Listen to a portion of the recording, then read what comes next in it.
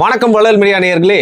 நாளைக்கு தேர்தலை வச்சுட்டு இன்னைக்கு என்னடா ஒரு தலைப்பை எடுத்துட்டு வந்திருக்காங்க அப்படின்னு பார்த்தீங்கன்னா, தேர்தல் அப்படிங்கிறது பார்த்தீங்கன்னா ஃபியூச்சரில் வேற ஒரு தேர்தலும் வரும். மாற்றம் அப்படின்றது எப்பவுமே பார்த்தீங்கன்னா நிற்காம மாறிட்டே இருக்கிற விஷயம் அப்படிங்கிறனால நம்ம ஃபியூச்சரை மனசில் வச்சு சில விஷயங்கள்லாம் பேசலாம் அப்படின்னு தான் பாரி அவர்கிட்ட சில கேள்வியோட வந்திருக்கேன். வணக்கம் பாரி அவர்களே. வணக்கம். உங்களுடைய நிலை இந்த தேர்தலில் என்னன்னு சொல்லிட்டு எல்லாருக்குமே தெரியும்.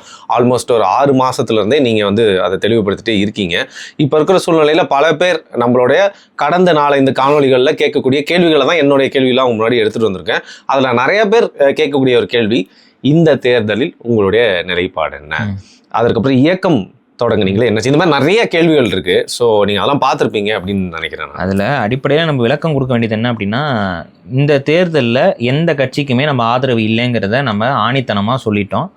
ஒரே ஒரு கட்சி அதிகாரத்தில் இல்லாமல் இருந்தால் மகிழ்ச்சிங்கிறத போன முறை உங்கள் காணொலியில் சொல்லியிருந்தோம். அதுக்கான காரணங்களும் அதில் நம்ம சொல்லியிருக்கோம். தேர்தலுக்கு முன்னாடி நாளுங்கிறனால அதை சொல்கிறதுக்கு எங்களுக்கு ஆசை இருந்தாலும் சில விதிமுறைகள் காரணமாக பேசக்கூடாதுங்கிறனால அதை நான் தவிர்த்துட்டு போகிறேன்.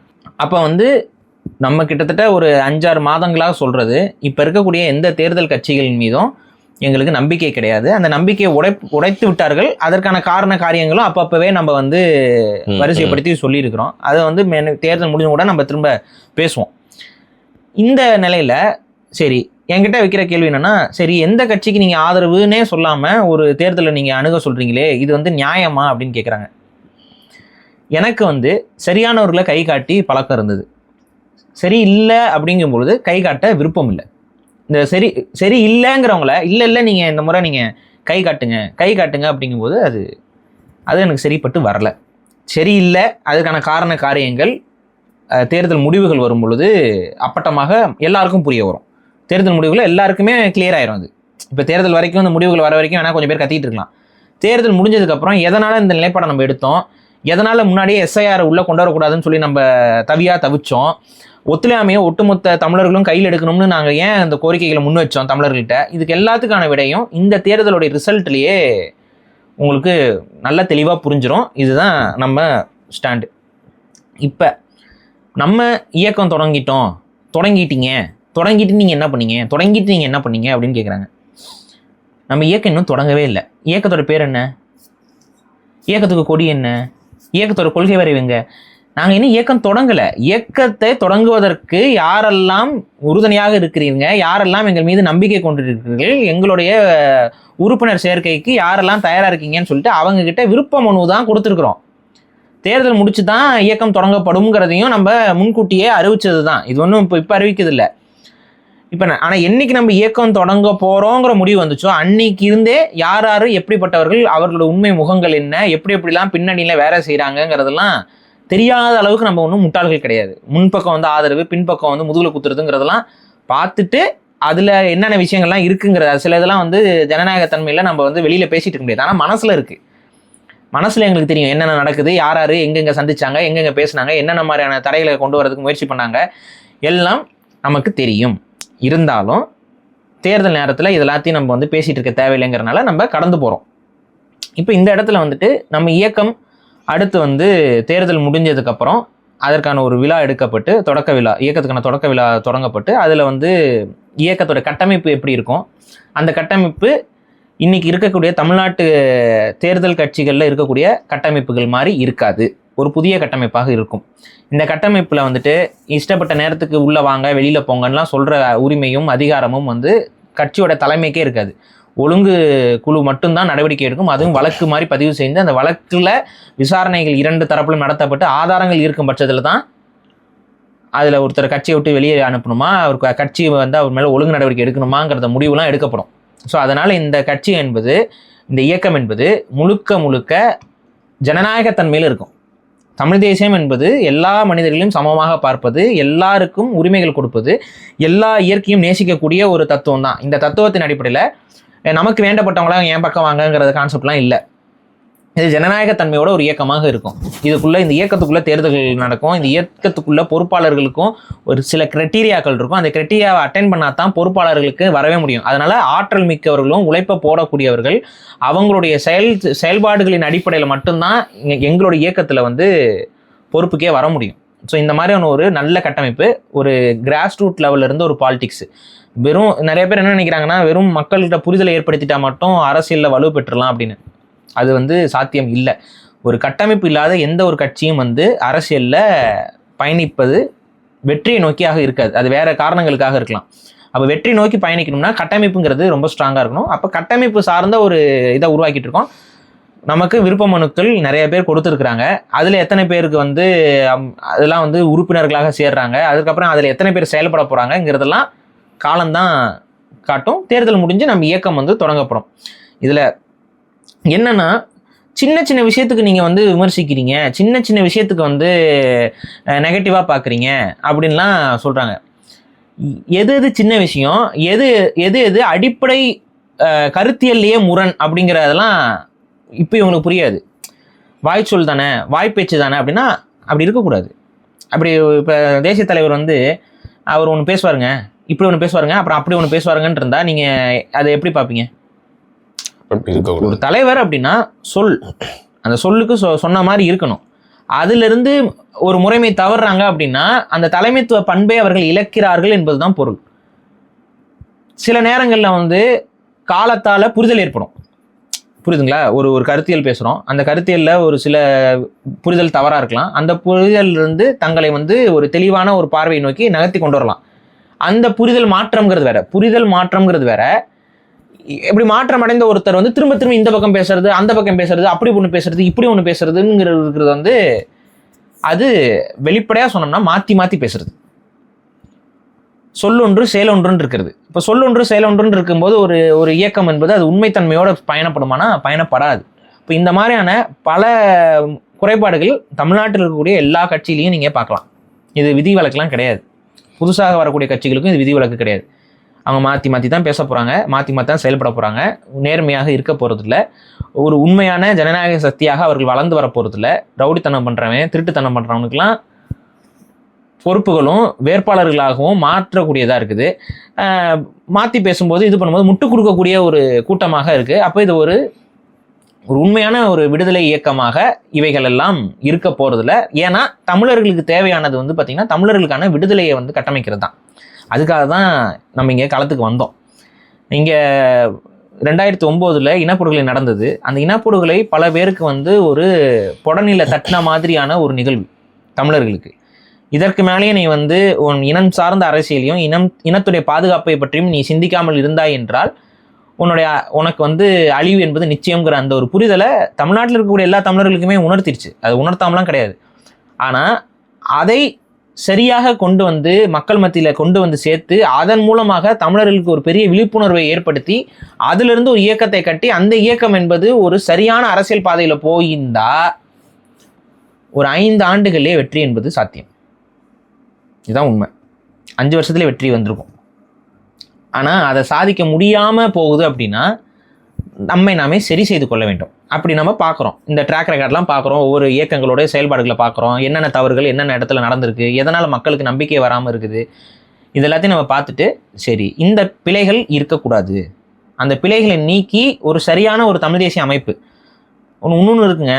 நான் தான் பெரியவன் இல்லை, அப்படிலாம் இல்லை. ஒரு தலைமை பண்பு அப்படிங்கிறது என்பது திரும்பவும் நான் சொல்கிறேன், தனி மரம் தோக்காகாது. அதை முழுமையாக உள்வாங்கியவர்களால் மட்டும்தான் ஒரு சரியான ஒரு இயக்கத்தை கட்டமைச்சு போக முடியுங்கிறது என்னுடைய நம்பிக்கை. அதற்கு நம்ம உண்மையாக இருக்கணும். பல பேரோட உழைப்பு நமக்கு தேவை. பல பேருடைய டெடிக்கேஷன் இருந்தால் மட்டும்தான் இந்த இயக்கமும், நாங்கள் கட்டமைக்கிற இயக்கம் மட்டும் என்னுடைய ஒரு தனிப்பட்ட செயல்பாடுகளாலேயோ என்னுடைய தனிப்பட்ட விஷயங்களால் மட்டும் இது வளர்வதோ குறைவதோங்கிறது இருக்க போகிறதில்ல. இதில் ஒட்டுமொத்த பேருடைய உழைப்பும் தேவைப்படும், ஒட்டுமொத்த மக்களுடைய செயல்பாடும் பார்க்கப்படும். அதில் நம்ம எந்த அளவுக்கு உண்மையாகவும் நேர்மையாகவும் நிற்கிறோங்கிறத பொறுத்து அந்த இயக்கத்தோட வளர்ச்சி என்பது கண்ணில் படும். இதற்காக நம்ம வந்து மக்கள்கிட்ட போயிட்டு நீங்கள் கஷ்டப்பட்டு சம்பாதிக்கக்கூடிய உங்களுடைய காசுகள் எல்லாம் எங்களுக்கு கொடுங்கன்னு நாங்கள் கேட்க போகிறது இல்லை. எங்களுடைய கட்டமைப்பு வந்து முழுக்க தற்சார்பு பொருளாதாரத்தை வலு சேர்க்கும் விதமாக உள்ள ஒவ்வொரு கேடர்ஸும் அவங்களுடைய பொருளாதாரத்தை தாங்களே தீர்மானித்து கொள்ளக்கூடிய வழிமுறைகளையும் உருவாக்கி கொடுக்கக்கூடிய ஒரு அமைப்பாகத்தான் இது ஆரம்பத்தில் செயல்படும். ப்ராக்டிக்கலாக எப்படி இது சாத்தியம்? அது நம்ம எல்லாத்தையும் நம்ம லீக் பண்ண முடியாது. கட்டமைப்பு ஒரு செய்ய ஸ்ட்ராங்கான ஒரு ஸ்டேட்மெண்ட் ஒன்று சொல்றீங்களே, மக்கள் கிட்ட இருந்து ஒரு ஒரு நிதி அப்படிங்கறத நான் வாங்க போறது. ஏன்னா இப்ப இன்னைக்கு வந்து 45 ஆண்டுகளா இருக்கக்கூடிய கட்சிகள் எல்லாமே பாத்தீங்கன்னா அப்படிதான் வந்து இன்னைக்கு செயல்பட்டு வராங்க. இப்ப நீங்க உங்களோட பொருளாதாரத்தை முழுசா பண்ண முடியாது. திமுக வந்து எங்க நிதி வாங்குது? பிஜேபி எங்க நிதி வாங்குது? ஏடிஎம்கே எங்க நிதி வாங்குது? பெரிய பெரிய பணம் படத்தை முதலாளிகள் கிட்ட, தொழில் முனைவோர் கிட்ட. எப்படி இதை சாத்தியப்படுத்தினாங்க? அவங்க ஒரு தவறான வழியில அதை சாத்தியப்படுத்தினாங்க. நம்ம இதே விஷயத்த ஒரு சரியான வழியில சாத்தியப்படுத்த போறோம். எப்பவுமே ஏழை எளிய மக்கள்கிட்ட இருந்து நிதி வாங்கி அப்படிங்கிற அந்த கான்செப்டுக்குள்ள போனோம் அப்படின்னா அது கம்யூனிஸ்டோட கான்செப்ட். கம்யூனிஸ்ட் கட்சிகள் என்ன ஆயிருக்கு இன்னைக்கு தமிழ்நாட்டிலேயே இந்தியாவிலையும் கம்யூனிஸ்ட கட்சிகள் தான் இந்த உண்டியல் குலுக்கி அரசியல் அப்படிங்கிற கான்செப்டை பண்ணாங்க. அவங்களுடைய நிலைமை என்ன? அதே இடத்துல தான் இருக்கும். அது புரிஞ்சுக்கணும். அப்போ இது வந்து ஒரு வெற்றிக்கான பாதையாக நாங்கள் பார்க்கல. நம்ம வந்து உண்மையான தமிழ் தேசிய முதலாளிகளை வந்து உருவாக்குவோம். அந்த முதலாளிகள் டெடிக்கேட்டடான முதலாளிகளாக இருப்பாங்க. இங்கே தமிழ் தேசியம் பேசி வீணாக போயிட்டேன்னு சொல்கிற எண்ணிக்கை அதிகரிச்சுட்டே போகுது நாளுக்கு நாள். வாழ்க்கையை தொலைச்சிட்டோம், அதை தொலைச்சிட்டோம், எதை தொலைச்சிட்டோங்கிற அது இருக்கக்கூடாது. இந்த இயக்கத்துக்கு போனனால என்னோட வாழ்க்கை மேம்பட்டுச்சுங்கிற அந்த பார்வை வந்து உருவாகணும். அதுக்கு தகுந்த மாதிரி ஒரு கட்டமைப்பு இருக்கணும். அந்த கட்டமைப்பு இல்லைன்னா அப்படி ஒரு கட்டமைப்பு தேவையில்லைங்கிறத என்னோட பார்வை. தமிழர்கள் இருக்கிறாங்க, அவங்கள வாழ வைக்கிறோம்னு சொல்லிட்டு வரோம். நம்மளே போய் அவங்களை அழிக்கிறதா? நம்மளே அவங்களோட வாழ்வாதாரத்தை சுரண்டுறதா? அப்படி இருக்கலாமா? அப்படி இருக்கக்கூடாதுங்க. நம்மால அவங்க வாழ்ந்தாங்கன்னு இருக்கணும். இயக்கம் வந்து ஒரு காலத்துல கட்டமைப்புகளை வலுப்படுத்துச்சு. இயக்கம் வந்து அப்பாவி மக்கள்கிட்ட வந்து பொருளாதாரத்தை வாங்கியே செயல்பட்டாங்க. இயக்கம் எப்படி தங்களுக்கான பொருளாதார கட்டமைப்புகளை உருவாக்கிக்கிட்டாங்க? இன்னைக்கு இருக்கக்கூடிய உலகத்தில் இருக்கக்கூடிய எல்லா ஈழத்தமிழர்களுக்கும் தெரியும்.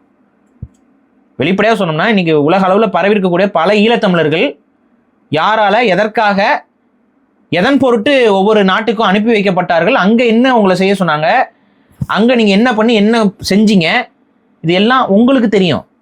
இயக்கம் என்பது அவ்வாறு இருக்க வேண்டும். ஒரு தொலைநோக்கு பார்வையோட, ஒரு பொருளாதார கட்டமைப்போட, ஒரு அடுத்த கட்ட செயல்பாடுகளோட நம்ம இருக்க வேண்டும்.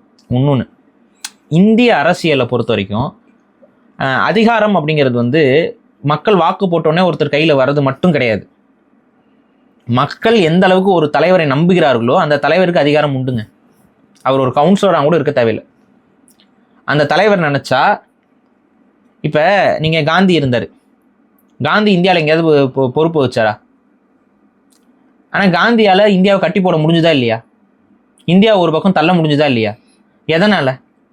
அவர் ஒரு வார்த்தை சொல்றாருன்னா அதுக்கு குமரியில இருந்து காந்தியின் மீது இந்தியாவில் அன்னைக்கு பெரும்பான்மையான மக்களுக்கு நம்பிக்கை இருந்துச்சு. காந்தி சொன்னா சரியா இருக்கும் அப்படிங்கிற ஒரு நம்பிக்கை காந்தி கட்டமைச்சு வச்சிருந்தார். அந்த நம்பிக்கைக்கு உரியவரா இல்லையா, அதை எத்தனை பேர் எதிர்த்தாங்க ஏத்தாங்க இதெல்லாம் ரெண்டாவது விஷயம். ஆனா அன்றைய காலகட்டத்தில், இந்திய சுதந்திர போராட்ட காலகட்டத்தில் காந்தி அவர்கள் எந்த விதமான அரசாங்க பொறுப்பையும் வகிக்கலை அப்படின்னாலும் காந்திக்கு அதிகாரம் இருந்துச்சு. அதனால தான் காந்தி கிட்ட வெள்ளைக்காரன் வந்து பேசுறான். அவர் எந்த ஒரு அங்கீகரிக்கப்பட்ட போஸ்ட்லையும் கிடையாது. அப்போ இதை வச்சு நீங்கள் உணர்ந்து கொள்ள வேண்டியது என்னன்னா, ஒரு பர்டிகுலர் போஸ்ட்டுக்கு நம்ம வந்தோம்னா தான் நம்ம கையில் அதிகாரம் வரும்னு சொல்லிக்கிட்டு பேசுறதும் நான் பேச மாட்டேன். அப்படி மக்களுக்கு தமிழ் தேசியத்தின் மீது நம்பிக்கை, மக்களுக்கு நம்ம இயக்கத்தின் மீது நம்பிக்கை, மக்களுக்கு என் மீது நம்பிக்கைன்னு இருந்துச்சுன்னா அதிகாரம் தானாக கைக்கு வந்துருச்சுன்னு அர்த்தம். இவ்வளோதான் விஷயம். அதிகாரம் வந்துருச்சு. அதை எப்படி அந்த மக்களுக்கு சாதகமாக நம்ம பயன்படுத்தணும், எப்படி வந்து அது மக்களுக்கு ஒரு வலுவான ஒரு ஆதாயத்தை உருவாக்கி கொடுக்கணுங்கிறது அந்த தலைமைகளுடைய முடிவுகளுக்கு பொறுத்தது. ஆகவே வந்துட்டு நம்ம இந்த இதில் ஜெயிச்சோம்னா தான், இந்த இதில் நம்ம ஆட்சியை பிடிச்சோம்னா தான் அதிகாரம் வரும். அதனால தான் இப்போ கேட்குறேன், எஸ்ஐஆரை வந்து நடைமுறைப்படுத்துகிறாங்க. இப்போ தமிழகத்திலிருந்து ஒரு 5 லட்சம் தமிழர்கள், ரொம்ப டெடிக்கேட்டடான தமிழர்கள், ஒரு 5 லட்சம் பேர் இந்த எஸ்ஐஆரை எதிர்த்தோமா அப்படின்னா எதிர்த்தோம். ஆனால் இந்த 5 லட்சம் பேர் ஒரு இடத்துல கூட வைக்கிறதுக்கான கெப்பாசிட்டி எந்த தலைவருக்காவது இருந்துச்சா? அந்த கெப்பாசிட்டி இருக்க தலைவர்கள் நம் மக்களுக்காக கூட வைத்தார்களா? இந்த கேள்விக்கு பதில் சொல்லுங்க. எஸ்ஐஆர் தப்பு தானே, அதில் ஏதாவது மாற்று கருத்து இருக்கா? எஸ்ஐஆர்னால நமக்கு வந்து தமிழர்களோட உரிமை பறிபோகும் தானே எல்லாரும் பேசுனாங்க. தமிழ்நாட்டில் இருக்கக்கூடிய எல்லா கட்சிகளும் எஸ்ஐஆர் வந்துச்சுன்னா, அதாவது எல்லா கட்சிகள்லாம் பிஜேபி சாராத கட்சிகள் எஸ்ஐஆர் வந்துச்சுன்னா தமிழ்நாட்டுக்கு ஒரு ஆபத்து, ஒரு பிரச்சனை இருக்குது அப்படிங்கிறத சொன்னாங்க தான். அதை நம்ம எதிர்க்கிறோம் அப்படின்னாங்க. அது கடுமையாக எதிர்க்கிறோம்னு சில பேர் சொன்னாங்க. அப்படி சொன்னவங்க யாராவது அந்த செயல் திட்டத்தை எதிர்த்து ஏதாவது ஒரு செயல்பாடு செய்தார்களா? இல்லை, குழப்பிதான் விட்டாங்க. எல்லாம் வந்துட்டு திரும்ப போய் பதிவு பண்ணுங்க, அது பண்ணுங்க, நமக்கு வாக்கு முக்கியம், அது முக்கியம், இது முக்கியம்னு சொல்லிட்டு ஒட்டுமொத்த தமிழர்களையும் திரும்ப இந்தியத்திற்கு அடமானம் தான் வச்சிருக்கீங்க. இது தமிழ் தேசியம் இல்லை. இது தமிழ் தேசியம் இல்லை. இப்போ இது எப்படிப்பட்டது தெரியுமா? நீட் எக்ஸாம் வந்துச்சு. நீட் எக்ஸாம் தமிழர்களுக்கு எதிரானது. அதை எதிர்த்தான பெரிய அளவு தமிழர்கள் இன்னும் போராடலை. அது நீட் எக்ஸாம் எதிர்க்கிறோம், அதை வந்து ஒருத்தவங்களும் ஒன்றும் சொல்லிக்கிட்டே இருந்தாங்க. ஆனால் அதை எதிர்த்து பெரிய அளவு தமிழர்கள் பெரிய போராட்டத்தையோ இதையோ முன்னெடுக்கலை. இப்போ ஒருத்தர் வந்து நீட் எக்ஸாம் வந்து நமக்கு எதிரானது தாங்க, ஆனால் நம்ம நீட் எக்ஸாமுக்கு படிச்சு தாங்க ஆகணும், அதனால் நம்ம எல்லாம் நீட்டுக்கு எல்லாரும் படித்து எக்ஸாம் எழுதுங்க அப்படின்னு சொன்னால் இது எப்படி இருக்கும்? என்ன தான் சொல்ல வரேன்னு கேட்டுப்போமா, கேட்டுக்க மாட்டோமா? நீட் எக்ஸாம் தமிழர்களுக்கு எதிரானதுங்கிற, அப்புறம் நீட் எக்ஸாமுக்கு எல்லாரும் படிங்கங்கிற, நீட் எக்ஸாம் எழுதுங்கிற, நீ என்ன தான் சொல்ல வர? இந்த கேள்வி வருதுல்ல. இதைத்தான் நமக்கு நல்லா யோசிச்சு பாருங்க. தமிழர்களுக்கு விடுதலை வாங்கி கொடுக்குறோம், தமிழர்களோட உரிமையை பாதுகாக்கிறோம்னு சொல்கிற அத்தனை அரசியல்வாதி இதை தாங்க பண்ணிக்கிட்டே இருக்காங்க திரும்ப திரும்ப திரும்ப திரும்ப. இந்த அரசியல்வாதிகள்னால ஒரு 5 லட்சம் பேரை கூட்டிட்டு வந்து உட்கார வைக்க முடியாது ஒரு இடத்துல. மாநாடு கூட்டும்போது அவங்களுக்கு அந்த அதிகாரம் வந்துடுது. மாநாடு கூட்டும்போது மட்டும் ஒருத்தரும் சொல்கிறாங்கல்ல, 5 லட்சங்கிறான், ஒருத்தன் 10 லட்சங்கிறான், ஒருத்தன் 1 கோடி அப்படிங்கிறான். 1 கோடி பேரை கூட்ட முடியுது உன்னால, 5 லட்சம் பேரை கூட்ட முடியுது, 10 லட்சம் பேரை கூட்ட முடியுது, 30 லட்சம் பேரை கூட்ட முடியுது. ஏன் அதை இதுக்காக கூட்டலை?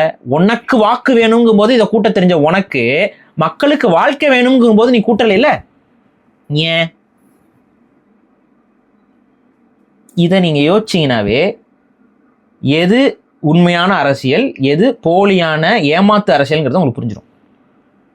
உன்னுடைய வாக்குக்கும் உன்னுடைய கட்சியோட வளர்ச்சிக்கும் ஒரு கூட்டத்தை காட்டணுங்கிறது தெரியுது, அதற்கு செலவு பண்ண தெரியுது, அதை செலவு பண்ண முடியுது, அதுக்கு மாநாடு போட தெரியுது.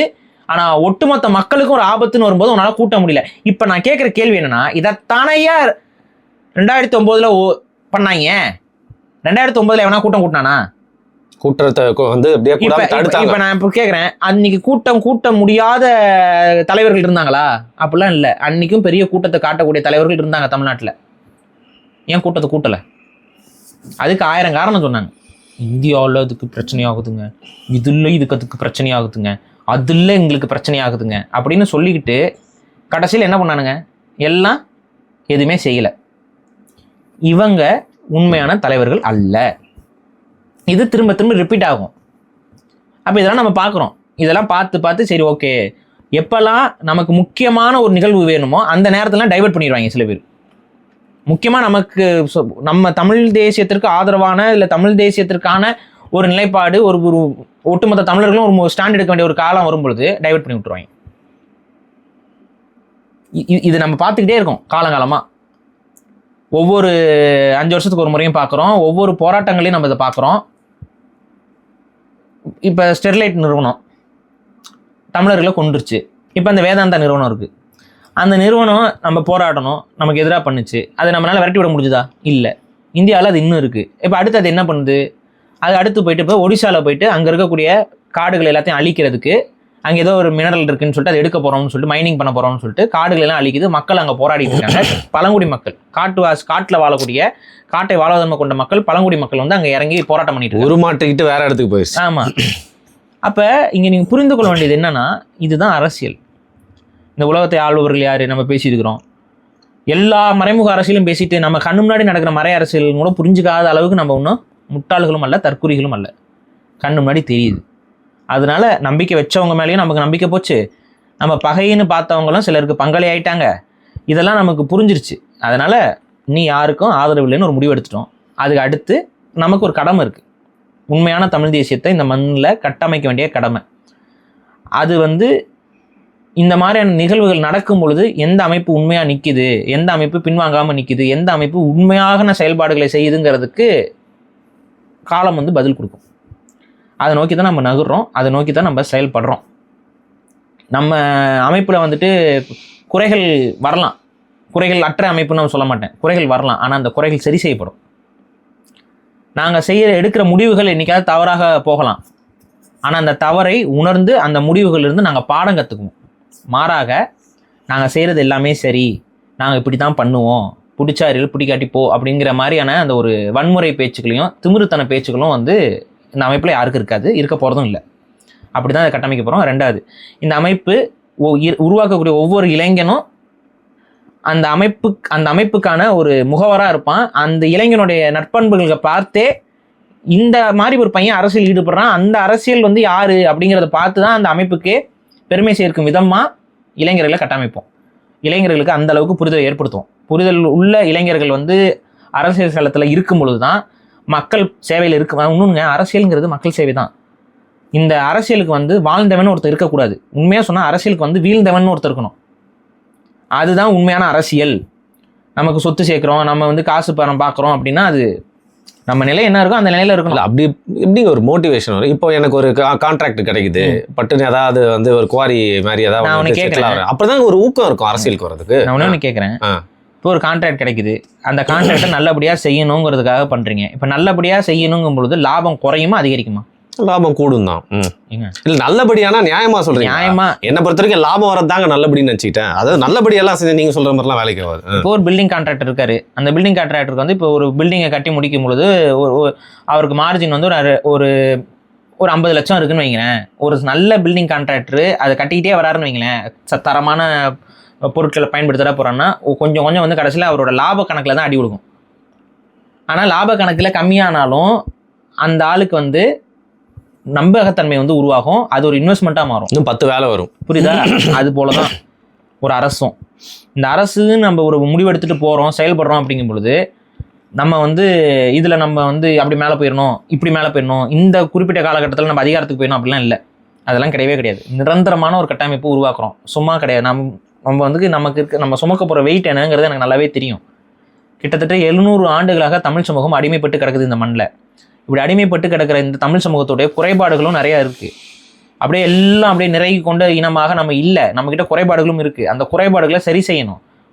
இங்கே சமூகங்களாக பிரிஞ்சு கிடக்கிறோம், சமூகங்களுக்குள்ள பகைமைகளை வளர்த்துருக்கிறோம். அதனால தான் நம்ம இயக்கம் சொல்லுது குடி ஒற்றுமை. குடி ஒற்றுமை பேசப்பட்டால் மட்டும்தான், குடி ஒற்றுமை புரிதல் இருந்தால் மட்டும்தான், குடி ஒற்றுமையை ஒருத்தன் கொள்கையாக கொண்டால் மட்டும்தான். அந்த குடி ஒற்றுமை ஏன் அவன் கொள்கையாக கொள்கிறான்? தமிழினம் வாழ வேண்டும், தமிழினம் ஆள வேண்டும்ங்கிற சிந்தனை கொண்டவன் தான் அந்த குடி ஒற்றுமையை கொள்கையாகவே கொண்டு வருவான். இல்லைன்னா கேஸ்ட் பாலிடிக்ஸ் தான் பண்ணுவான். இந்த சாதிக்காரன் நமக்கு சப்போர்ட்டு, அந்த சாதிக்காரன்லாம். தமிழ் சமூகத்துக்குள்ள மதங்கள் இருக்குது, இந்த மதங்களுக்குள்ள நல்லிணக்கத்தை ஏற்படுத்தணும். நல்லிணக்கத்தை எப்படி ஏற்படுத்த முடியும்? ஒவ்வொரு மதத்தையும் கடிச்சு கொதறிக்கிட்டு நல்லிணக்கம் வருமா?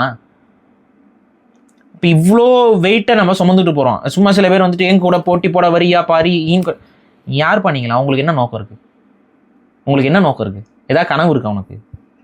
மேக்ஸிமம் என்ன யூடியூப்ல பேசணுங்கிறத மட்டும்தான் நீங்கள் வச்சுட்டு இருப்பீங்க. யூடியூப்ல ஒரு 10 பேர் பாராட்டுறாங்கன்னு நினைப்பீங்க. எங்களுடைய கனவு வந்து பல ஆயிரம் ஆண்டு கால கனவுகள். தமிழ் சமூகம் வீழ்ந்து விடக்கூடாதுங்கிறதுக்காக நாங்கள் முட்டி மோதி மேலே தூக்கி விடுறோம். அதுக்காக வந்து பல இழப்புகளை ஒவ்வொருத்தரும் சந்திச்சுட்டு இருக்கோம். இழப்புகளை சொல்லி காட்டக்கூடாது, புரியுதுங்களா? இழப்புகளை சொல்லி காட்டக்கூடாது. அவ்வளோ இழப்புகளை நம்ம சந்திச்சுக்கிட்டு இது பண்ணிட்டு வரோம். இவங்க வந்து உட்காந்துட்டு வந்து இந்த இதுக்கு டிபேட்டுக்கு வர தயாரா, அந்த இதுக்கு டிபேட்டுக்கு வர தயாருன்னா டிபேட்டுக்கு வரதுக்கெலாம் தயார். அந்த டிபேட்டால் விளைவது என்ன? நல்லிணக்கமா? நல்லிணக்க நோக்கத்தோடு தான் வரீங்களா? உங்கள் நோக்கமே சக தமிழ் சமூகங்களுக்குள்ள பிளவை ஏற்படுத்துவது. அப்போ என்ன பண்ணுவேன்? வந்து உட்காந்தோடனே பிரச்சனையாக சொல்லுவேன், சொல்லிட்டு என்ன சொல்லுவேன்? இப்படி நடந்திருக்கே, அப்படி நடந்திருக்கே, அதுக்கு என்ன சொல்லுவீங்க, இதுக்கு என்ன சொல்லுவீங்க அப்படின்னு. அதுக்கு என்ன சொல்ல முடியும்? அதை கடந்து தான் இனமாக ஒருங்கிணையணும். எல்லா சாதி சண்டை நடக்குது. எத்தனை சாதிகளை எத்தனை பேர் வெட்டிட்டு செத்துருக்கான் தெரியுமா? இந்த சாதிக்காரன் கேட்டீங்கன்னா எங்கள் சாதிக்காரன் எத்தனை பேர் கொண்டிருக்காங்க தெரியுமா? அந்த சாதிக்காரங்கம்மா. அந்த சாதிக்காரன் கேளுங்க, என் குடும்பத்தில் எத்தனை பேர் அவங்க கொண்டிருக்காங்க தெரியுமா? பகை மாற்றி மாற்றி போயிட்டு. இப்போ இதை கடந்து தான் இனத்தை ஒருங்கிணைக்க முடியுமா? இதுக்கு என்ன சொல்லுவீங்க, அதுக்கு என்ன சொல்லுவீங்க? அப்படியோ இத்தனை பேர் கொண்டுட்டானா, ஐயோ இப்போ அவனை திட்டுவோம். அவன் இவ்வளோ பேர் கொண்டுட்டானா, அப்போ இவனை திட்டுவோம். எப்படி இணைவ? இனிமேதும் அந்த பகை வளராமல் இருக்கிறதுக்கு என்ன வழி? அதை நான் யோசிக்கிறேன், அதை நான் பேசிக்கிட்டு இருக்கேன். உனக்கு பகை பெருசாகணும், அந்த பகை பெருசாகி அந்த பகை தீல குளிர்காயணும்னு ஆசைப்பட்டு இருக்கவங்க நமக்கு எதிராக பேசணும்னா யாரு? இஸ்லாமியர்களுக்கும் கிறிஸ்தவர்களுக்கும் இந்துக்களுக்கும் சண்டையை மூட்டி விட்டோம்னா அது ஒரு நெருப்பு வரும், அந்த நெருப்புல குளிர்காயலாம். அதானே? நாங்கள் அப்படி இல்லைப்பா, எங்களுக்கு இனம், தமிழ் இனம், இந்த தமிழ் இனத்தை ஓர்மைப்படுத்தி அவனுக்கு இருக்கக்கூடிய மத உணர்வு, அவனுக்கு இருக்கக்கூடிய சாதிய உணர்வு, அவனுக்குள்ளே இருக்கக்கூடிய வர்க்க உணர்வு, அவனுக்கு உள்ளே இருக்கக்கூடிய பாலினம் சார்ந்த ஏற்றத்தாழ்வு உணர்வு, இது எல்லாத்தையும் மழுங்கடிச்சு அதற்கப்புறம் சரியான தமிழ் தேசிய உணர்வோடு அவங்களை ஒருங்கிணைச்சு கட்டமைச்சு கொண்டு வர வேண்டிய பொறுப்பு எங்களுக்கு இருக்கு. அந்த பொறுப்பையும் அந்த வெயிட்டையும் மனசில் வச்சுக்கிட்டு நம்ம ஒரு இயக்கம் தாங்கி போகிறோம் அப்படின்னா சாதாரண விஷயமாக நான் பார்க்கல. மிக மிக மிக கடினமான பயணம் தான் அது. அந்த கடினமான பயணத்தில் நம்பிக்கையோடு என் கூட தோளுக்கு துணையாக நிற்கக்கூடிய இளைஞர்களும் செயல்பாட்டாளர்களும் யாருங்கிறத நம்ம கேட்டு வாங்கியிருக்கிறோம். அதில் இருக்கவங்களும் எல்லாரும் அப்படியே செயல்பட்டுருவாங்கன்னு நான் சொல்லலை. கொஞ்சம் பேர் கொடுத்துருக்குறாங்க, அவங்க அடுத்து நம்ம கூட செயல்பட ஆரம்பிப்பாங்க தேர்தல் முடிஞ்சதுலேருந்து. அதுக்கப்புறம் ஒவ்வொரு செயல்பாடுகளையும் நம்ம எடுத்து பண்ணுவோம், அது நடக்கும். ஸோ எங்களுக்கு இன்னொன்னுங்க என்ன நினச்சிக்கிறாங்கன்னா, பெருமையாக பேசுறது, நான் அப்படிப்பட்டவன் தெரியுமா, நான் இப்படிப்பட்டவன் தெரியுமா, நான் எவ்வளோ பெரிய ஆள் தெரியுமா, இந்த மாதிரி பேசுறது வந்து ஒரு சிறப்பான குணம் கிடையாது. உங்களுக்கு நான் சொல்கிறேன், திருக்குறளை எடுத்து படிங்க, அது திருக்குறளின் படி வாழ்கிறதுக்கு நம்ம முயற்சி பண்ணுவோம். இதை தானே சொல்கிறோம். எல்லாரும் திருக்குறள் படி முழுமையாக வாழ்ந்துட முடியுமானா, அப்படி வாழ்ந்துட்டா உன்னதமான மகாத்மாவாக மாறிடுவான். ஆனால் குறைந்தபட்சம் குறளில் இருக்கக்கூடிய வழிகாட்டல் நம்ம உள்வாங்கணும். வந்து வள்ளுவர் சொல்கிறாரு, பணியுமாம் என்றும் பெருமை, சிறுமை அணியுமாம் தன்னை வியந்துங்கிறார். ஈஸியாக புரிகிற குறளாக இருக்கே இது. ஒரு பெருமைக்குரியவர்கள் என்றும் பணிவோடு நடந்து கொள்வார்கள். சிறுமைதான் தன்னைத்தானே அணிகலன்களாக அப்படியே நான் எவ்வளோ பெரிய ஆள் தெரியுமா, நான் மட்டும் இல்லைன்னா, நான் மட்டும் வரலைன்னா இது போயிட்டுருக்கோம். இது சிறுமை குணம். நான் சொல்லலைப்பா, வள்ளுவர் சொல்கிறார். தயவு செஞ்சு படிங்க, நெறிப்படுத்துங்க, உங்களை நீங்களே நெறிப்படுத்தி கொள்ளுங்கள். எது பெருமை, எது சிறுமை, எதன்படி நம்ம நடக்கணும், எதன்படி வாழணும். இன்னைக்கு வரைக்கும் கேட்குறாங்க, தமிழ் சமூகத்துக்கு நீங்கள் செய்தது என்ன? இந்த கேள்வி என்கிட்ட ஏன் கேட்குற நீ? இந்த கேள்வியை கேட்குற இடத்துல நான் இருக்கேன்ல, இந்த கேள்வியை நான் கேட்குற இடத்துல இருக்கேன்ல, அதுதான் நான் இது வரைக்கும் செஞ்சது. அப்போ எந்த குப்பங்கிட்டையும் சுப்பங்கிட்டையும் போயிட்டு நீ வந்துட்டு தமிழ் சமூகத்துக்கு நீங்கள் செய்தது என்ன அப்படின்னு கேட்கல. அதே போல் தமிழ் சமூகத்திற்கு இன்னும் நாங்கள் செய்யலைன்னு தான் சொல்கிறோம். சாக கிடக்கும்போது நீ கேட்டினாலும் அதுதான் பதிலாக இருக்கும். ஏன்னா இந்த சமூகத்திற்கு செய்ய வேண்டியது என்றைக்குமே ஒரு ஃபைனைட் நம்பர் கிடையாது. நாங்கள் வந்து எங்களோட வாழ்க்கையில் நான் இத்தனை லட்சம் என் இனத்திற்காக செய்யலாம் என்று இருக்கிறேன், எனது வாழ்க்கையில் நான் இத்தனை ஆண்டு காலம் என் இனத்திற்காக உழைக்கலாம் என்று இருக்கிறேன், இப்படிலாம் சொல்லிட்டு எவனா வருவானா? அப்படி சொல்லிட்டு இருந்தா தான் நான் சொன்னேங்க, இனத்திற்காக ஒரு 10 லட்ச ரூபா கொடுக்கலான்ட்டு இருந்தேங்க, தான் கொடுத்துட்டேங்க, பண்ணலாம், அப்படி சொல்லிட்டு போகலாம். அதெல்லாம் நோக்கம் இல்லைப்பா. எங்களுடைய இந்த பிறவி இருக்கு பாரு, இந்த பிறவி முழுக்க நீ என்கிட்ட கேட்ப, தமிழ் சமூகத்துக்குள்ளேயே உட்காந்து என்னடா பண்ணிட்டு இருக்கேன்னு. அதான் பண்ணிட்டு இருப்பேன் நான். தமிழ் சமூகத்திற்காக இந்த உயிர் உள்ள வரையும் என் குரல் ஒலித்து கொண்டு இருக்கும். இது மட்டும்தான் எனக்கு தெரியும், இது மட்டும்தான் சொல்கிறேன், ஒரு உத்தரவாதமாக கொடுக்குறேன். இந்த உடம்புல இந்த உயிர் இருக்கிற வரைக்கும் தமிழ் சமூகத்துக்காக பாரிசாலன் பேசினான்டா, தமிழ் சமூகத்திற்காகவும் தமிழருக்காகவும் அறத்தோடு செயல்பட்டாண்டாங்கிறது மட்டும்தான் என்னுடைய வாழ்நாள் கடமை. இதைத்தான் நம்ம சொல்கிறோம். ரெண்டாவது, ஒரு அரசியல், ஒரு அரசாங்கம் அப்படின்னு வரும்பொழுது இவங்க என்ன இன்னும் நினைக்கிறாங்கன்னா, நம்ம வந்து அதிகாரத்துக்கு வந்தோடனே நம்ம இப்படி பண்ணுவோம், அதிகாரத்துக்கு வந்தோடனே நம்ம அப்படி பண்ணுவோம். இதுக்கெல்லாம் அதிகாரம் வேணும்னு அவசியமே கிடையாது. புரியுதுங்களா? அந்த இடத்துக்கு வராமலே பண்ண முடியும். இப்போ தமிழர்களுக்குன்னு ஒரு வேளாண் பண்ணை அமைக்கிறதுக்கு அரசாங்கம் தேவையா? தமிழர்களுக்குன்னு ஒரு பால் கம்பெனி அமைக்கிறதுக்கு அரசாங்கம் தேவையா? இப்போ கண்ட்ரி லிமிடெட்னு ஒரு பால் கம்பெனி இருக்குது, அது என்ன அரசாங்கமா? அது ஒரு தனியார் நிறுவனம் தானே, செஞ்சிட்டு இருக்காங்களே. நாட்டு மாட்டு பால்லாம் கறந்து எருமை மாட்டு பால்லாம் விற்கிறாங்கல்ல, என்ன பண்ணலாம்? இப்போ அரசாங்கம் நடத்துது ஆவின், அதே போல் குஜராத் அரசாங்கம் நடத்துறது அமுல். அது மாதிரி ஒவ்வொருத்தங்களும் தனியார் நிறுவனங்களும் எத்தனை பால் கம்பெனிகள் நடக்கிறாங்க, பால் பொருளாதாரத்தை எடுத்து காட்டுறாங்கல்ல. நாங்கள் அதிகாரத்துக்கு வந்தால்தான் இதை செய்வோம், அதிகாரத்துக்கு வந்தால்தான் நாங்கள் அதை செய்வோம். செய்கிறதுக்கு அதிகாரம் தேவையே கிடையாது. நம்ம பேசுறதெல்லாம் செய்கிறதுக்கு அதிகாரம் தேவையே கிடையாது. காடுகளை உருவாக்குறதுக்கு அதிகாரம் தேவை கிடையாது. நான் பார்க்குறேன், வட இந்தியாவில் ஒரு ஆள் எத்தனையோ ஹெக்டேர் காடுகளை உருவாக்கிட்டாரான். அந்த ஆள் நீங்கள் பார்த்தீங்கன்னா ஒரு சாமானியர், ஒரு ஒரு ஒரு வசதியானவர் கூட கிடையாது. சாமானியர் ஒரு டிவிஎஸ் எக்ஸல்ல சுற்றிக்கிட்டு இருக்காப்புல, வட இந்தியர். என்னன்னு கேட்டால், நான் சின்ன வயசில் இருக்கும்போது இங்கெல்லாம் வந்து நிறைய மரங்கள் செடி கொடிகள்லாம் இருக்கும். அப்புறம் ஒரு காலத்தில் பார்த்தோம் அந்த இடத்துல செடி கொடிகளே இல்லை, ஒரு சதுப்பு காடு மாதிரி இருந்துச்சு. அது இப்போ அப்படி இல்லை. அதனால எனக்கு கொஞ்சம் கஷ்டமாக இருந்துச்சு, மனசு கஷ்டமாக இருந்துச்சு. அதனால நான் ஒரு 10 மரம் நட்டு வச்சேன் ஃபர்ஸ்ட்டு. அது கொஞ்சம் வளர்ந்து ஒரு நடுத்தரமாக வந்தோடனே, அங்கே நிழல்லாம் வந்தோடனே, அந்த பறவைகள் இதெல்லாம் வந்தோடனே எனக்கு கொஞ்சம் சந்தோஷமா இருந்துச்சு. சரி, அந்த மகிழ்ச்சிக்காகவே திரும்ப திரும்ப நாங்கள் விதைகள் கிடைக்கும் போதெல்லாம் அவருக்கு அது பேர் என்ன, வீட்டில் மாம்பழம் வாங்கும்போது மாம்பழத்தை சாப்பிட்டு அந்த கொட்டையை கொண்டு போய் அங்கே போய் வச்சுட்டு வரான். அதுக்கப்புறம் இந்த மாதிரி சரி அப்போ நாற்று போட்டு வச்சு பல ஹெக்டேருக்கு ஒருத்தன் காடை உருவாக்கிட்டான். அவன் வந்து எம்எல்ஏ கிடையாது, அவன் கவுன்சிலர் கிடையாது, அவன் எந்த கட்சியிலும் கிடையாது, ஒரு சாமானியன். இதற்கு எதுக்குங்க அதிகாரம்? இது ஒரு அமைப்பு செய்ய முடியாதாங்க? தமிழ்நாட்டை காப்பாற்றிட முடியாதுங்க ஒரு அமைப்பு நினைச்சா? இதுக்கு எதுக்குங்க அதிகாரம்? சொல்றோம்ல, அதை செய்யணும். ஸோ அரசியல் தொண்டுல ஒரு பகுதி தான் அதிகாரம். ஆமா, அரசியல் தொண்டு நீங்க செய்யறதுக்கு அதிகாரம் தேவை கிடையாது. நம்ம நினைக்கிற மாதிரி தமிழ்நாட்டை மாற்றணுங்கிறதுக்கும் அதிகாரம் தேவை கிடையாது. நான் தான் சொல்றேன், அதிகாரம்ங்கிறது என்ன? அதிகாரம்ங்கிறது என்ன? யாருக்கிட்ட அதிகாரம் என்ன இருக்குது? இந்திய பிரதமர் இருக்காரு, தமிழக முதலமைச்சர் இருக்காரு. இப்போ இவங்களுக்கு வந்து சர்வ அதிகாரமும் படைத்தவர்களா? இப்போ தமிழ்நாட்டில் ஒரு நோய் பரவச்சுன்னா இவங்களுக்கு பரவாதா? அவங்கள பாதுகாத்துருவாங்களா அந்த அதிகாரம்? என்ன அப்பெல்லாம் எதுவுமே கிடையாது. இது நம்ம மனித கட்டமைப்புங்க. இது மனிதர்கள் இப்படிங்க இந்த மாதிரி யூனிஃபார்ம் போட்டிருந்தாங்கன்னா அவர் காவல்துறையாளருங்க. அவர் வந்து அநீதி நடக்கும்போது அவர் தட்டி கேட்பாருங்க. இப்போ நீங்க அநீதி நடக்கும்போது போலீஸ்கார் வாங்க சார் அப்படின்னு சொல்லிட்டு இருப்பீங்களா? இப்போ உங்க வீட்டுக்கு ஒருத்தன் திருடன் வரான், போலீஸுக்கு ஃபோன் பண்றது ஒரு பழக்கம். நீங்க என்ன அடுத்து பண்ணுவீங்க? ப்ரொடெக்ட் பண்ணி போலீஸ் சார் கொஞ்சம் திருடுங்க சார், கொஞ்சம் வெயிட் பண்ணுங்க சார், போலீஸ் சார் வந்த உடனே உங்களை அவர் அரெஸ்ட் பண்ணிட்டு போயிடுவாருங்க சார் சொல்லுவீங்களா? இல்லை உங்களை நீங்கள் பாதுகாத்துக்குவீங்களா? உங்களை நீங்களே பாதுகாக்கிறதுக்கு அதிகாரத்தை உட்காந்து வேடிக்கிட்டு இருப்பீங்களா? புரியுதா நான் சொல்றது? அப்போ நம்ம இனத்தை நம்ம பாதுகாக்கிறதுக்கு யாருங்க நமக்கு அதிகாரம் கொடுக்கணும்? அதிகாரம் வந்தால் தான் இனத்தை பாதுகாப்போம், அதிகாரம் வந்தால் தான் இனத்தை பாதுகாப்போம்னா பேசிக்கலாம். ஆனால் இது உண்மை அல்ல. நமக்கு ஆபத்து வரும்போது நம்மை பாதுகாத்து கொள்வதற்கு நாம் ஒன்றாக செயல்படணும். தனியால யாரும் போய் பண்ண முடியாது.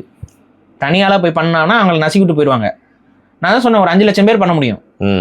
ஒரு 10 லட்சம் பேர்னா தாராளமா பண்ணலாம். ஒரு 15 லட்சம் பேர்னா சூப்பரா பண்ணலாம். 20 லட்சம் பேர் அப்படின்னா யோசிப்பாங்க. 30 லட்சம் பேர் அப்படின்னா வாயே திறக்க மாட்டாங்க. 50 லட்சம் பேர்னு வைங்க, நம்ம சொல்றதுதான் சட்டம். 50 லட்சம் பேர் நம்ம சொல்றதுதான் சட்டம். தமிழ்நாட்டுக்கு மட்டும் இல்லை, இந்தியாவுக்கு. இவ்வளோதாங்க விஷயம். இந்த விஷயத்த நம்ம கிராக் பண்ண முடியாமல் தான் நம்ம உட்காந்துக்கிட்டு சுற்றிக்கிட்டும் குழப்பிக்கிட்டும் பிரச்சனை பண்ணிக்கிட்டும் உட்காந்துட்டு இருக்கோம். இந்த தெளிவான விஷயம் இருந்தால் போதும், நம்ம அதிகாரத்தை அடையலாம். அதிகாரங்கிறது வெறும் பதவிகள் பொறுப்புகள் மட்டும் கிடையாது, அதுவும் தேவைப்படும். ஆனால் அதற்கு முன்பாகவே நம்மளால் அதிகாரத்தை அடைய முடியும்.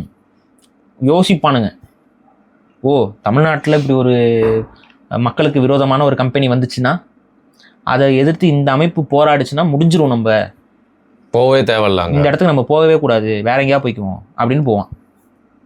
ஆனால் இன்னைக்கு நாங்கள் மண்ணுக்காக மக்களுக்காக நிற்கிறோம்னு எல்லா இயக்கங்களும் எல்லா கட்சிகளும் சொல்லியும் இந்த நிறுவனங்களுக்கெல்லாம் தூளி அளவு பயம் இல்லைன்னா சோட போயிட்டாங்க யாரோன்னு அர்த்தம். அப்போ புரியுதா? இவ்வளோதான் விஷயம். விலை போயிட்டாங்கன்னு அர்த்தம்.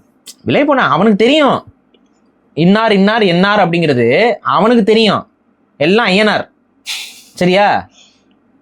அதுதான் அந்த ஐஎன்ஆர்னா என்னன்னு தெரியல, ஐஎன்ஆர்னா என்னன்னு தேடி பாருங்க. இங்கே அதுதான் நடந்துகிட்டு இருக்கு. உண்மையான தலைவனையும் நேர்மையாளனையும் இந்த தமிழ் மண் பல ஆண்டுகளாக சந்திக்கல. அப்படி ஒருத்தனை இவங்க சந்திக்கும் போது கதறாங்களா இல்லைன்னு மட்டும் பாருங்க. நீங்கள் அத்தகைய நேர்மையாளர்களை கொண்டு ஒரு அமைப்பு உருவாகும்னா அது நம்ம அமைப்பாக தான் இருக்கும். அதை உருவாக்குவதற்கு தான் நான் படாதபாடு படுறோம். அதை உருவாக்கணும்னா ஒழுக்கத்தில் உண்மையாக இருக்கணும், குடும்பத்திற்கு உண்மையாக இருக்கணும், நிறையா பொருளாதார கட்டமைப்பு அதில் உண்மையாக இருக்கணும், அதில் நேர்மையாக இருக்கணும். அந்த இதெல்லாம் பார்த்து தான் கட்டமைக்க முடியும். சிறுக தான் சேர்க்க முடியும். ஆனால் ஒரு சாம்ராஜ்யத்தை கட்டமைக்க முடியும். இதுதான் நம்மளோட விஷன். அந்த விஷனை நோக்கி நாங்கள் நகர்ந்து கொண்டே இருப்போம். நீங்கள் 1000 இன்னொன்று இந்த இணையதளத்தில் இவர் அப்படிங்க, அவங்க இப்படிங்க, இவர் இந்த கட்சிக்கு போயிட்டாருங்க, இவர் அந்த கட்சிக்கு ஆதரவாக இருக்காருங்க, இந்த கட்சிக்கு என்ன செயல்படும் போது தெரிய போகுது. உன்னோட பொய்கள் எவ்வளோ நாளைக்கு நிற்கும் நீ நம்பிக்கிட்டு இருக்க? பார்க்கலாம். தலைவர் இருந்துக்கிட்டு களத்தில் நின்றுட்டு இருக்கும்போது அவர் இறந்து போயிட்டாருங்கன்னு பொய்யை சொல்லிக்கிட்டே இருந்தான் சிங்களவன். அந்த பொய் ரொம்ப நாளைக்கு நிலச்சிருச்சா? அதுக்கப்புறம் திரும்ப வந்தார். நேர்மையாளர்களை வீழ்த்தணும்னா துரோகத்தால் மட்டும்தான் வீழ்த்த முடியும். நேர்மையாளர்களை வீழ்த்துறதுக்கு துரோகம் மட்டும்தான். ஆனால் துரோகத்தால் வீழ்ந்த இனத்தில் துரோகத்தால் வீழாமல் இருப்பது எப்படிங்கிறதையும் உணர்ந்து தான் நம்ம இயக்கத்தை கட்டமைக்கணும். அதெல்லாம் தெரிஞ்சுதான் யார் யார் என்ன பண்ணுவா, எப்படி பண்ணுவா, எப்படி முதுகுல குத்துவா. ஆல்ரெடி இப்போ என்னோட வயசுக்கு நான் இப்போ பல பேர் முதுகுல குத்திட்டு போயிட்டாங்க. நான் பார்த்துட்டு தான் இருக்கேன். நல்லா பழகுனவங்க, நல்லா கூட நின்னவங்க, அவங்களுக்குலாம் எதற்கு பொறாம, எதற்கு ஒரு ஒவ்வாம பொய்யை பேசுறது. நம்மக்கிட்ட ஒரு நல்லவங்களாம் பேசுவாங்க. நம்மக்கிட்ட ஃபோன் பண்ணி என்னென்ன சொல்லுவாங்க, பாரு இயக்க ஆரம்பிக்கிறீங்க, வாழ்த்துக்கள், முழு ஆதரவு உண்டு, எதுவாக இருந்தாலும் எங்கிட்ட கேளுங்க அப்படின்னு சொல்லுவாங்க. பின்னாடி போய் என்னென்ன சொல்லுவாங்க, இந்த வயசில் அவனுக்கு எதுக்கு இயக்கம், இந்த வயசில் அவனுக்கு எதுக்கு இயக்கம், அவன் தனியாக போய் என்ன பண்ண போகிறான், அவன் தற்பெருமையில அவன் ஏதோ ஒன்று பண்ணிகிட்டு இருக்கான் அப்படின்னு பேசுவாங்க.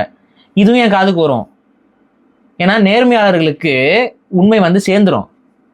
ஸோ இதுவும் கூட தெரியாமல் இப்படி இங்கே ஒன்று பேசுறது, நான் அங்கே போய் ஒன்று பேசுறது, அப்புறம் அந்த பக்கம் போய் ஒன்று பேசுறதுலாம் பேசிகிட்டு இருந்தீங்கன்னா அது எங்களுக்கு காதுக்கு வந்துடும். ஆனால் அதுக்காக நாங்கள் ரியாக்ட்லாம் பண்ண மாட்டோம். நாங்கள் எங்கள் வேலையை பார்த்துட்டு போயிட்டே இருப்போம். அதுலேயே நீங்கள் எரிஞ்சு செத்துருவீங்க. இவ்வளோதான் நடக்கும். சரி, இப்போது எனக்கு வேறு டவுட்டு, முழுக்க என்னுடைய மனசுலேருந்து உதித்து எழக்கூடிய ஒரு சந்தேகம் மக்களுக்கு சில பேருக்கு புலப்படலாம். ஒரு வீடு இருக்குது, அந்த வீடுங்கிறப்போ அந்த வீட்டில் குடும்பத்தை சேர்ந்தவங்க எல்லாருமே அந்த வீட்டை வாழணும் ஆளணும். அப்படி இருக்கிறப்போ அந்த வீட்டுக்கு எதிரிலேயே போயிட்டு அங்கேருந்து ஒவ்வொரு செங்கலாக உருவுறா மாதிரி தானே ஒரு சித்தாந்தத்துலேருந்து பிரிஞ்சு போயின்னு சில பேர் கேட்குறாங்களே பாரின்னு நான் கேட்க வந்தேன். வேறு எதுவும் இல்லை. நான் என்ன சொல்கிறேன், நமக்குன்னு வீடு அங்கே இல்லை. வீடு இருக்குன்னு நினச்சிக்கிட்டு நீங்கள் இருக்கீங்க. நான் என்ன சொல்கிறேன், அந்த வீட்டிலேயே இருங்க. அந்த வீட்டு முதலாளி ஒரு நாள் வெளியில் போங்கடாம்பார். இது யார் உன் வீடுன்னு சொன்னான்னு கேட்பார். உனக்கு இந்த வீட்டுக்கு என்ன சம்பந்தம்னு கேட்பார். அன்னைக்கு கண்ணை கசிக்கிட்டு ஒரு ஓரமாக உட்காந்து அழுதுட்டு இருப்பீங்க. அது காலம் உங்களுக்கு பதில் சொல்லும். வெளில போடான்னு சொன்னா கூட பரவாயில்ல, அங்கே பாரு அப்படின்னு கவுண்டமணி மாதிரி திருப்பி நிற்க வச்சு எட்டி உதச்சிட்டா என்ன ஆகும் தான் வருத்தமாக இருக்குது. அது நடக்கும். நாங்கள் சொல்கிறது ஒன்று தான். இங்கே பாரு, நாங்கள் அதெல்லாம் பார்க்கல. நாங்கள் எங்களை பொறுத்த வரைக்கும் எல்லாமே குட்டையில் உரிய மட்டைகள் தான். அந்த குட்டையில் உரிய மட்டைகள் என்னங்கிறத நம்ம பார்த்துட்டோம். இனியும் நம்பிக்கை எங்களுக்கு இல்லை. இப்போ எங்களுக்கான ஒரு அமைப்பையும் இயக்கத்தையும் அவர் அரசியல் கட்சியும் நாங்கள் கட்டமைக்க போகிறோம். யார் தடுப்பா? இவ்வளோதான் விஷயம். இப்போ நாங்கள் செயல்படக்கூடாதுன்னு சொல்கிறதுக்கு நீங்கள் யார் நீங்கள்? சும்மா நாங்கள் இவ்வளோ கஷ்டப்பட்டு பண்ணோம், அவ்வளோ கஷ்டப்பட்டு பண்ணோம்னா நாங்கள் மட்டும் ஜாலியாக பண்ண போகிறோம்? ஜாலியாக ஒரு இயக்கத்தை கட்டிட முடியுமா? நாங்களும் கஷ்டப்பட்டு தான் கட்டமைக்க போகிறோம். ஆனால் கட்டமைக்கவே கூடாது அப்படின்னு சொல்லிட்டு ஒரு அத்தாரிட்டி மாதிரி பேசிகிட்டு இருக்கீங்களே, இந்த அத்தாரிட்டி எங்கேருந்து வந்துச்சு உங்களுக்கு? இதை வேற ஒரு பெரிய கொடுமை என்னன்னா, இதை ஈழ போராட்டத்தோட போய் கம்பேர் பண்ணுறது.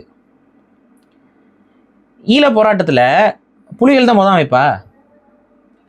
புலிகளுக்கு முன்னாடி எத்தனை அமைப்புகள் இருந்துச்சு? அதில் எத்தனை அமைப்புகள் விலை போச்சு? அவங்களாம் எல்லாரும் போராட்டத்துக்கு வரேன்னு சொன்னவங்க தான், தமிழ் மக்களுக்காக ஆயுதம் தூக்குறேன்னு சொன்னவங்க தான். அவர் தலைவர் என்ன பண்ணார்? தலைவர் வந்த உடனே அப்படியே புலிகள் அமைப்பு அப்படியே டக்குன்னு மேலே வந்துருச்சா?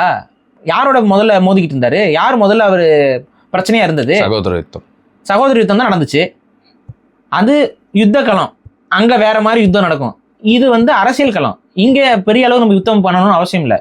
இங்கே இது எப்படின்னா, இங்கே நமக்கான மக்கள் இன்னும் நிறைய பேர் இருக்கிறாங்க. புரிதல் இல்லாத இளைஞர்கள், தெளிவில்லாத இளைஞர்கள், நல்லது செய்யணுங்கிற எண்ணத்தோடு இருக்கக்கூடிய இளைஞர்கள் இன்னும் நிறையா பேர் இன்னும் எந்த அரசியல் சித்தாந்த புரிதலும் இல்லாமல் இருக்கிறார்கள். அவங்கள நம்ம உருவாக்கிக்கலாம். இவங்ககிட்ட இருந்து வாங்கலாம் நம்ம சொல்லவே இல்லை. அப்படி அவசியமும் இல்லை. நமக்கான நபர்களை நம்ம உருவாக்கிக்கலாங்கிறது மட்டும்தான் நம்மளுடைய பார்வை. அந்த பார்வையை நோக்கி தான் நம்ம செயல்பட போகிறோம். இந்த செயல்பாட்டுக்கு முட்டுக்கட்டையும் தடையுமா இருந்துட்டு என்ன பண்ண போறீங்க? சும்மா அதையே சொரிஞ்சுட்டு இதை பண்ணக்கூடாது, அதை பண்ணக்கூடாது, இதை பேசக்கூடாது, அதை பேசக்கூடாது. எது யாருப்பா நீங்கள்? என்ன அத்தாரிட்டி இருக்குது? யார் இதை பேசணும் நீங்கள் என்ன முடிவு எடுத்துக்கிட்டு இருக்கீங்க? ஒவ்வொரு முறையும் ஒவ்வொருத்தருக்கும் அவங்களுடைய தனிப்பட்ட கருத்து இருக்குது. அது இவங்களுக்கு மட்டும் அவங்களுடைய இதில் இருக்கவங்க என்ன பேசினாலும் அது தனிப்பட்ட கருத்து. பொதுத்தளத்தில் எது பேசினாலும் உள்ளே குறுசால் ஓட்டுறது. எதுக்கு இந்த குறுசால் ஓட்டுறீங்க? தப்புனா தப்பு, சரினா சரி. எங்களோட நிலைப்பாட்டை நாங்கள் விளக்கப்படுத்துகிறோம், மக்களுக்கு புரிதல் ஏற்படுத்துகிறோம். அந்த புரிதல் அடிப்படையிலுமா நாங்கள் இயக்கம் கட்டுறோம். இயக்கம் தான் கட்டுறோம், வேறு எதுவும் இல்லை. இயக்கம் தான் கட்டுறோம். அது அரசியலமைப்பாக மாறும், அரசியல் கட்சியாக மாறும். அதெல்லாம் மனசில் வச்சு தான் நாங்கள் பண்ணுறோம். அந்த இயக்கம் என்பது உண்மையான தமிழ் தேசியத்தின் பக்கம் நிற்கும். அந்த இயக்கத்துடைய செயல்பாடுகள்லையும் அந்த இயக்கத்துடைய கொள்கை கோட்பாடுகளில் முரண்கள் ஏற்பட்டாலும் பிறழ்வுகள் ஏற்பட்டாலும் 100% விமர்சிப்பதற்கு உரிமை உண்டு. அந்த இடத்துல பதில் கொடுக்க வேண்டிய கடமையும் அந்த இயக்கத்திற்கு இருக்கு. நாங்கள் கட்டமைக்கிற இயக்கத்துக்கு அந்த இடத்துல விளக்கம் கொடுக்க வேண்டிய கடமையும் இருக்கு. நம்ம வாட்டு தப்பு பண்ணிட்டு நாங்கள் அப்படி தாண்டா பண்ணுவோம் அப்படின்லாம் நாங்கள் சொல்ல மாட்டோம். நாங்கள் செய்கிறதுல ஒரு இடத்துல சறுக்கல் ஏற்பட்டாலும் அந்த சறுக்கலுக்கான எதனால் அந்த சறுக்கல் ஏற்பட்டது, என்ன பிரச்சனை, ஏது என்னங்கிறத ஒரு அமைப்புங்கிறது வெளிப்படையாக சொல்லித்தான் ஆகணும். இதை நம்ம சொல்கிறோம். சரி, இப்போது தேர்தல் நாளைக்கு இருக்கிறதுனால இதை நான் கேட்க வேண்டிய சூழ்நிலை இருக்குது. எல்லாருமே நினச்சிக்காங்க இது நம்ம வாழ்க்கையில் நடக்கக்கூடிய ஒரு தேர்தல், இந்த தேர்தலோட எல்லாமே முடிஞ்சு போயிட போகிறதில்ல. ஸோ நம்ம இந்த தேர்தலில் எதுவுமே சொல்லலை, இந்த தேர்தலில் வந்து தாண்டி போகிறோம் கடந்து போகிறோம் அப்படிங்கிற மாதிரி வந்து நிறையா இருந்துச்சு. ஸோ அதனால தான் முக்கியமான அந்த கேள்வி கேட்டேன். ஏன்னா தேர்தல் நடக்க போகுது, அதுக்கப்புறமும் அரசியல்ன்றது நடக்க தான் போகுது. அரசியல் வேற, தேர்தலுங்கிறது இதை முதல்ல புரிஞ்சுக்கோங்க. தேர்தலுங்கிறது உங்களுக்கான ஒரு கான்ட்ராக்ட் புரோக்கரை நீங்கள் தேர்ந்தெடுக்க போகிறீங்க, இவ்வளோதான். அவங்க மாறுறதுனால ஏதாவது மாறி இருக்கா இது வரைக்கும்? நீங்கள் எடுத்துக்கோங்களேன், 1970s உங்களுடைய தேர்தலால் நீங்கள் தேர்ந்தெடுக்கப்பட்டவர்கள்கிட்ட இருந்து என்னத்தை நீங்கள் வந்து மாற்றி இப்போ பார்த்துட்டீங்க? எல்லாம் அதே தான், அதே கான்ட்ராக்ட், அதே இது, அதே கம்பெனிஸு, அதே இது. அவங்க வந்து இன்வெஸ்ட்மெண்ட் பண்ணுவாங்க, அதுக்கு இவங்க கையெழுத்து போடுவாங்க, அதுக்கு ஒரு கமிஷன் அந்த கட்சி வாங்கும். இது எங்கே மாறிட்டு இருக்கு? இந்த மாற்றத்தை உண்மையாக மாற்றுபவர்கள் இப்போ வரைக்கும் யாரும் இல்லை. ஏன்னா இந்த சிஸ்டத்தை நீங்கள் முழுசாக அப்படியே நம்பிக்கிட்டு இந்த மாற்றம் வரும்னா அது வராது. சிஸ்டத்தை தாண்டி யோசிக்கிறவங்க கிட்ட இருந்து தான் அந்த மாற்றம் வரும். சிஸ்டத்துக்குள்ளே நாங்கள் மாற்றத்தை கொண்டு வரோம் பண்ணுறோம்னா நீங்கள் தாராளமாக அதுக்கான முயற்சிகளை பண்ணுங்கள். ஒவ்வொரு முறையும் பயிற்சி எடுங்க, ஒவ்வொரு முறையும் முயற்சி செய்யுங்க, நோ இஷ்யூஸ். அது உங்களுடைய பிரச்சனை. ஆனால் அதையே நாங்களும் செய்யணும்னு ஆசைப்படாதீங்க. எங்களுக்கு ஒரு விஷன் இருக்குது, எங்களுக்கு ஒரு தனித்த பார்வை இருக்குது, அது தனித்த கடமையும் இருக்குது, அதை நாங்கள் நோக்கி பயணிக்கிறோம். அவ்வளோதான் நான் சொல்கிறோம். ஸோ இந்த தேர்தலில் அட் தி எண்ட் யாருக்கும் நாங்கள் இந்த தேர்தலில் எந்த விதமான சப்போர்ட்டும் கொடுக்கல. அதே போல் எல்லா கட்சியும் நாங்கள் விமர்சிச்சும் வச்சுருக்கோம். எந்த கட்சி நம்ம விமர்சிக்காமல் போயிட்டோம்? ஷார்ட்ஸே போடலாம் எல்லாத்தையும் எடுத்து. எல்லா கட்சிகளையும் நாங்கள் விமர்சனமும் பண்ணிட்டோம். ஸோ எங்களுக்கு எந்த கட்சி மேலேயும் இந்த தேர்தலில் நம்பிக்கை இல்லை. ஸோ இந்த தேர்தலை வந்து நாங்கள் இந்த தேர்தலால் தலைவிதி மாறுங்கிற அந்த புரிதல் எங்களுக்கு இல்லை. ஓகே, நீங்கள் மாற்ற முடியும்னு நினச்சா நீங்கள் போய் முயற்சி பண்ணி மாற்றிக்கோங்க, அதில் நாங்கள் தலையிடலை. எங்களோட அமைப்பு கட்டமைப்புக்குள்ளெல்லாம் வந்துட்டு நீங்கள் மூக்க நுழைக்காதீங்க. சரி, நாங்கள் பார்த்துக்குறோம். ரைட். கடைசி கேள்வி, தேர்தல் முடிவுக்கு அப்புறமா ஒரு ஆளும் கட்சி மீண்டும் ஆள்றதுக்கு வந்தாலோ, இல்லை ஒரு எதிர்கட்சியாக இருக்கிறது ஆளும் நிலைமைக்கு வந்தாலோ, ஒரு நடிகர் தொடங்கிய கட்சிக்கு மக்கள் ஆதரவை நிற்க கூட்டம் கூட்டமாக பெருகி ஒருவேளை அவங்க ஆட்சிக்கு வந்தாலோ, இருக்கிற இயக்கங்கள் அவங்களோட அரசியலை வீரியமாக செஞ்சாலும், நீங்கள் பேசின இந்த விஷயத்தில் ஏதாவது ஒரு மாற்றம் இருக்குமா? இல்லை இப்படியே தான் இருக்கும்? நான் இப்போ நம்பிக்கை இல்லைன்னு சொல்லிட்டு அப்புறம் அவங்க மேலே நம்பிக்கைன்னு நான் சொல்லிட்டு இருக்கேன். இல்லைங்க, அவங்களுடைய இப்போ இந்த பவருக்கு வர்றதுங்கிறது உங்களை ஏதாவது அஃபெக்ட் பண்ணுமா அப்படின்னு? கண்டிப்பாக அரசியல் அஃபெக்ட் பவரில் இருக்கிறவங்க நம்மள கண்டிப்பாக யாராக இருந்தாலும் அஃபெக்ட் பண்ணுவாங்க. நமக்கு ஆதரவாக எதுவும் இருக்க போகிறதில்ல. நம்ம ஏன்னா மக்களுக்கு ஆதரவாக இருப்போம். மக்களுக்கு அந்த அரசாங்கம் ஆதரவாக இருந்துச்சுன்னா நமக்கு அது ஏன் எதிராக இருக்க போகுது? புரியுதா? ஸோ நம்ம மக்களுக்கு ஆதரவாக நிற்க போகிறோம். அரசாங்கம் மக்களுக்கு ஆதரவாக இருந்துச்சுன்னா நமக்கு அது எதிராக இருக்க வேண்டிய அவசியம் இல்லை. ஆனால் அது என்றைக்குமே அரசாங்கம் மக்களுக்கு ஆதரவாக இருக்கிறது இல்லை. ஒவ்வொரு காலமும் நம்ம பார்த்துட்டு தான் இருக்கோம். அது ஒவ்வொரு முறையும் நடந்துக்கிட்டு தான் இருக்குது. அப்போ நம்ம என்றைக்குமே மக்களுக்கு ஆதரவான ஒரு நிலைப்பாட்டில் தான் நம்ம நிற்க போகிறோம். கண்டிப்பாக எந்த கட்சி ஆட்சிக்கு வந்தாலும், ஏன் நாளைக்கு ஒரு தமிழ் தேசியத்தை பேசக்கூடிய கட்சியே ஆட்சிக்கு வந்தாலும் இதுதான் நிலைமையாக இருக்கும். நம்ம இன்றைக்கி மக்களுக்கு தான் ஆதரவு நிற்க போகிறோம். So okay, right. இப்போது இந்த நேரத்தில் யாருமே பேசாத ஒரு டாபிக், எல்லாருமே வேற ஒரு விஷயம் பேசிகிட்டு இருக்காங்க. நம்ம இன்னும் கொஞ்சம் ஒரு விஷனரியாக ஒரு 10 ஸ்டெப்ஸ் ஹைடாக நடக்க போகிற விஷயங்களை பற்றி பேசலாம் சொல்லிடலாம். தேர்தல் முடிஞ்சு ஒரு சில மாதங்களில் இயக்கம் வந்து தொடங்கப்படும். அந்த தொடக்க நிகழ்வு வந்து பார்த்திங்கன்னா, நம்ம இது வரைக்கும் நம்ம இயக்கத்தில் வந்து சேர்ந்து கொஞ்சம் செயல்பட்டு கொண்டு இருக்கக்கூடிய அவங்க, அதுக்கப்புறம் அதுக்கான நபர்கள், இவங்கெல்லாம் ஒருங்கிணைஞ்சு தான் அந்த கூட்டத்தை நடத்துகிறதா இருக்கும்.